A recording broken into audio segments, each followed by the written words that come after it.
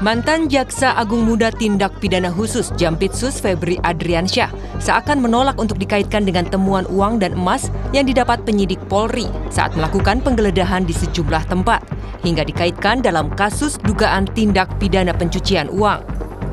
Febri memberikan pernyataan yang menimbulkan pertanyaan terkait temuan emas seberat 74 kg di rumah pribadinya di Sentul setelah ditetapkan sebagai tersangka kasus dugaan korupsi dan TPPU oleh Kejaksaan Agung. Menurutnya, penyidik seharusnya mengonfirmasi seluruh temuan barang bukti secara menyeluruh sebelum menetapkan sebagai tersangka dan melakukan penahanan. Itu biar jaksa penyidik lihat itu punya siapa dan digunakan untuk apa, kegiatan apa. Nanti minta penyidik untuk jawab, ya. Jadi Bapak tidak tahu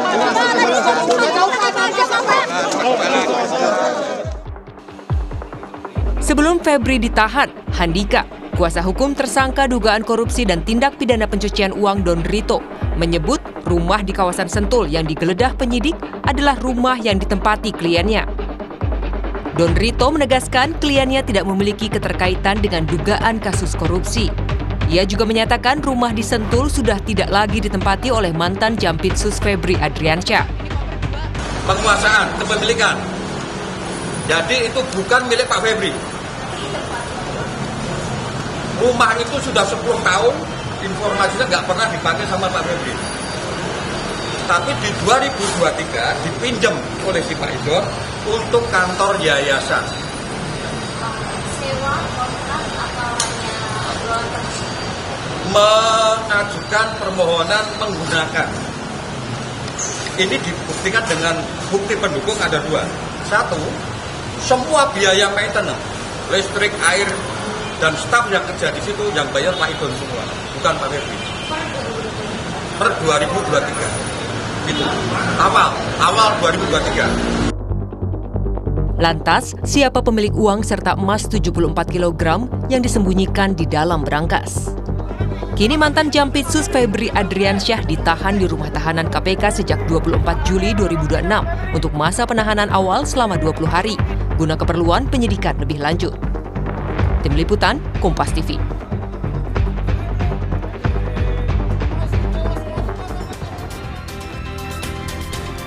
Saudara, kuasa hukum Don Rito, tersangka kasus dugaan TPPU, mengaku sebagai pemilik uang dan emas yang disita dalam kasus yang menjerat ex-Jampitsus Febri Adriansyah. Jika ada pihak yang mengaku sebagai pemilik, apakah otomatis ex-Jampitsus Febri Adriansyah akan bebas dari segala tuduhan? Kita akan mengulasnya bersama Handika Honggowongso, kuasa hukum Don Rito, dan Yenti Garnasih, pakar TPPU. Selamat malam Bu Yenti, Pak Handika. Selamat malam Ya. Mas Randy. Ya, Selamat malam Bu Yenti. baik. Malam, Handika. Saya ke Pak Handika dulu. Pak Handika, klien Anda kan mengaku bahwa ini semua yang digeledah di rumah yang ada di Sentul ini adalah milik klien Anda, milik klien Anda Don Rito. Saya ingin bertanya, apa bukti konkretnya kira-kira dokumen, seperti misalnya dokumen transfer, perjanjian, laporan yayasan dan lain yang menunjukkan emas 74 kg itu dan uang atau valuta asing yang berada di Sentul adalah milik klien Anda Don Rito atau yayasan, bukan milik Febri atau pihak lain? Pak Handika. Baik, sebelum menjawab, izin kami menyampaikan dulu proses atau riwayat perkara ini. Yang pada awalnya gini, pada awalnya seluruh hasil penggeledahan berupa emas dan uang dalam mata uang dolar Amerika atau dolar Singapura, baik yang ditemukan di Deklen atau di Money Changer atau di Sentul, itu oleh pihak penyidik awal, yaitu pihak Kortas dan pihak Krimsus Polda Metro, itu kan dikaitkan dengan urusan perkara penanganan PT Asabri klaster Pak Tan Kiang. Oke. Nah, itu dulu. Nah, ini kan diposisikan sebagai seolah-olah itulah predikat krimnya. Karena di situ ada pasal, yaitu pasal pemerasan dan ada pasal terkait dengan gratifikasi. Nah, uji klarifikasi dan uji relevansi ternyata volume demandnya tidak nyambung. Oke, tidak nyambungnya di mana Pak Handika? Pertama, pihak penyidik awal membuat narasi dalam resum perkara, si Ferry Babi itu menyerahkan uang yang berasal dari Tangkiang kepada saksi Norman di Cafe The Clan. Kemudian dia melihat si Norman menjinjing tas merah berisi $5 juta tersebut ke Cafe The Clan. Nah, uji klarifikasi dan relevansi menyatakan satu, semua karyawan money changer sudah diperiksa, ada 6 orang di bawah pasal keterangan bohong menyatakan dengan jujur. Satu, tidak pernah masuk tas merah yang berisi $5 juta Singapura itu. Satu. Terus kedua, Pak Norman juga sudah diperiksa waktu dia diamankan di Surabaya. Di BAP oleh Kortas, Pak Norman menyatakan, saya tidak pernah menerima tas merah berisi $5 juta dari saudara Ferry Babi atau Ferry Bobohu. Periode 2023. Nah, terus kami juga mendapat informasi saudara Tangkiang juga sudah diperiksa. Beliau intinya menyatakan tidak pernah ada ketemu dan ngobrol dengan Pak Febri dalam rangka meminta sejumlah dana, itu tidak ada. Terus kami juga ketemu dengan Pak Febri. Bos, lo pernah nyuruh si Ferry meres Tangkiang minta uang kalau enggak mau dijadikan tersangka? Pak Febri menyatakan nggak pernah kami menyatakan itu. Jadi konstruksinya apa? Ini keterangan tunggal daripada Ferry Babi. Dan sekarang Ferry Babi pada saat proses tidak pernah di BAP sebagai saksi dalam penyidikan. Itu satu.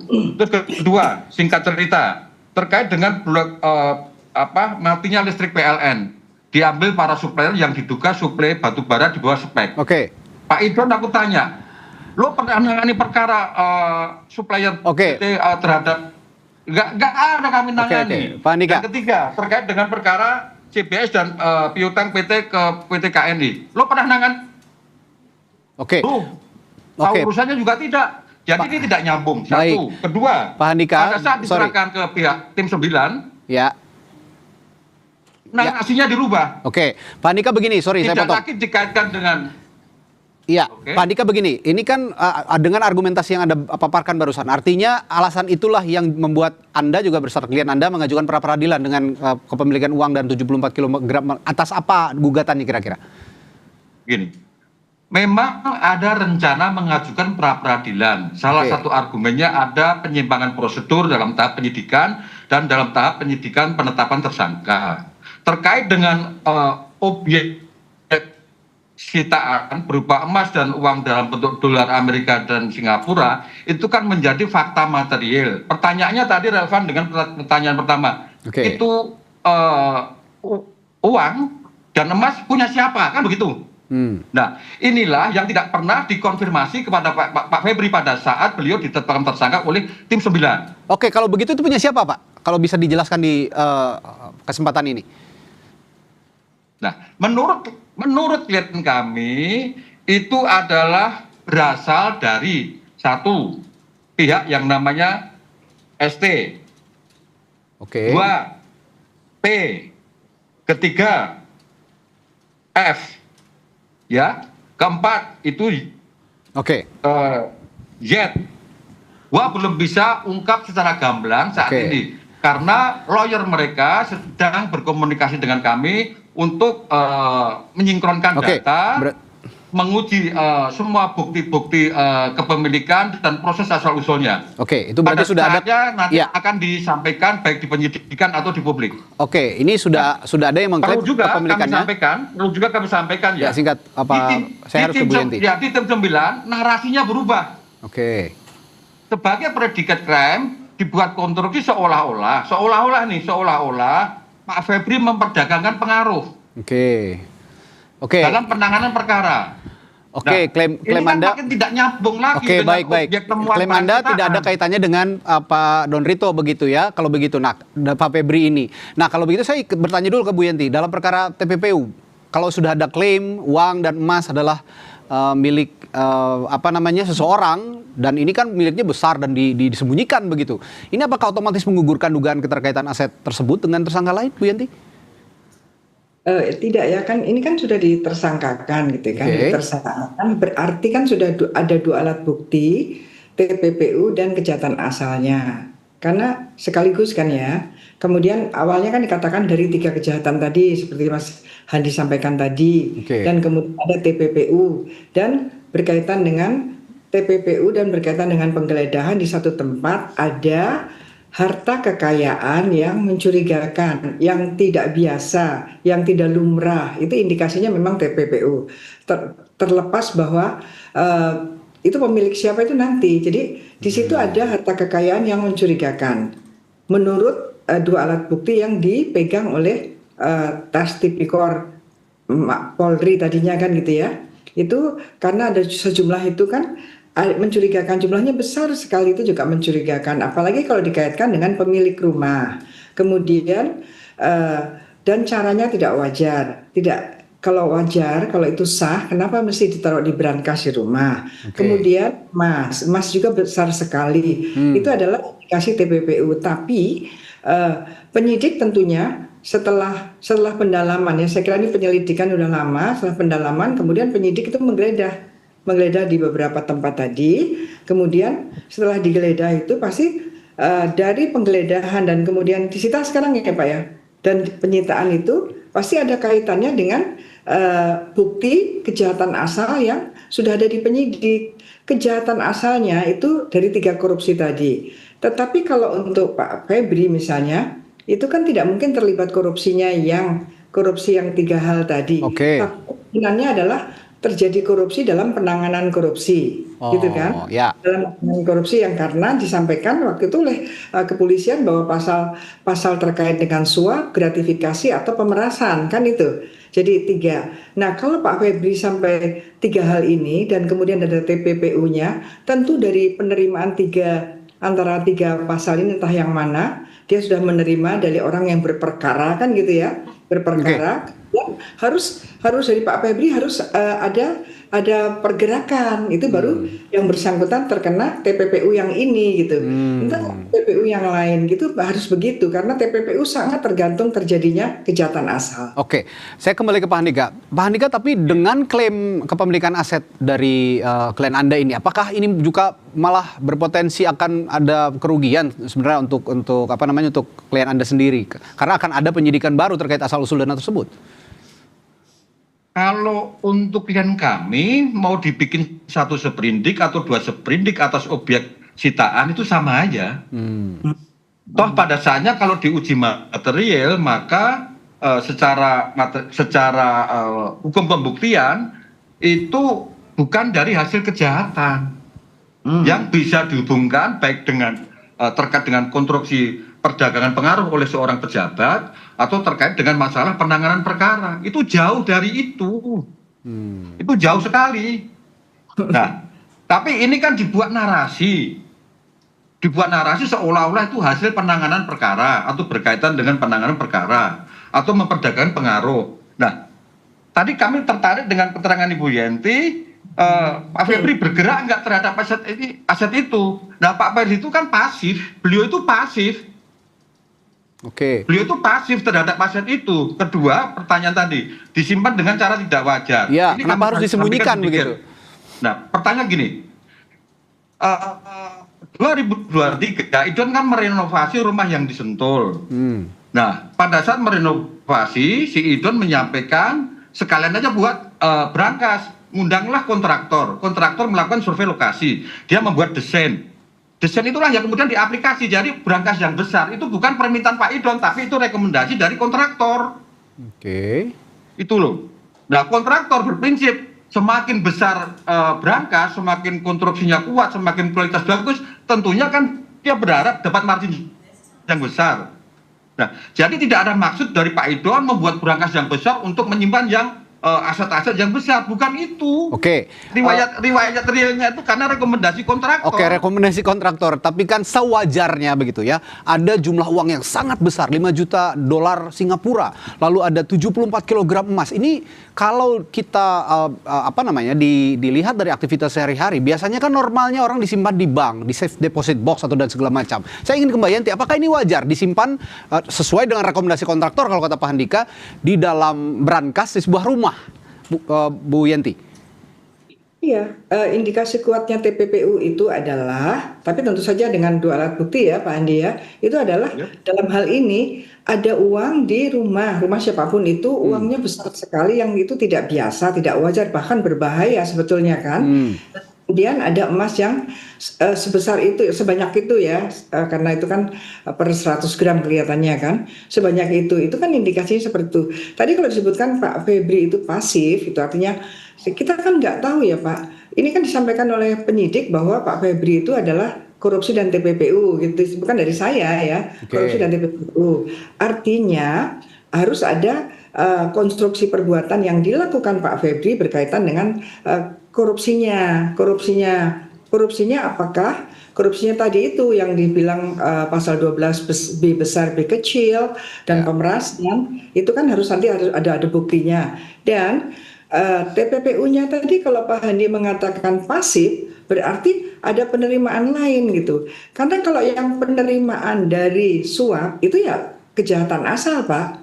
Jadi itu harus bergerak baru ada TPPU-nya. Tapi kalau mungkin ini juga kita nggak tahu ya apakah baru sekali atau baru aja kan nggak tahu juga. Nanti kan pasti akan disampaikan, maaf ya Pak Handi ya. Ini kan kemungkinannya penyidik itu waktu menyelidiki itu kan nggak main-main ya. Karena sudah tahu bahwa dia akan menggeledah siapa, ini pejabat apa.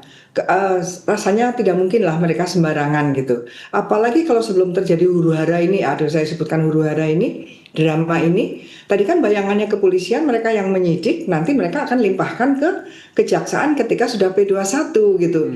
Artinya sejak awal kalau memang itu normal, jalannya nggak dipindah-pindahkan seperti ini, itu kan pasti dia akan sangat hati-hati karena nanti JPU-nya pasti juga dari kejaksaan gitu. Dari situ logikanya penyidik kepolisian itu pasti sudah dalam hal ini hati-hati dengan 2 alat bukti berkaitan dengan ini adalah pejabat sangat tinggi ya Pak Andi ya. Klien Anda sangat tinggi banget ya Pak. Ya sangat tinggi. Jadi rasanya itu tidak mungkin lah seceroboh itu penyidiknya. Tapi bahwa itu nanti ada masalah integritas untuk APH-nya aparat penegak hukum. Nanti kita lihat di dalam pembuktian materialnya begitu.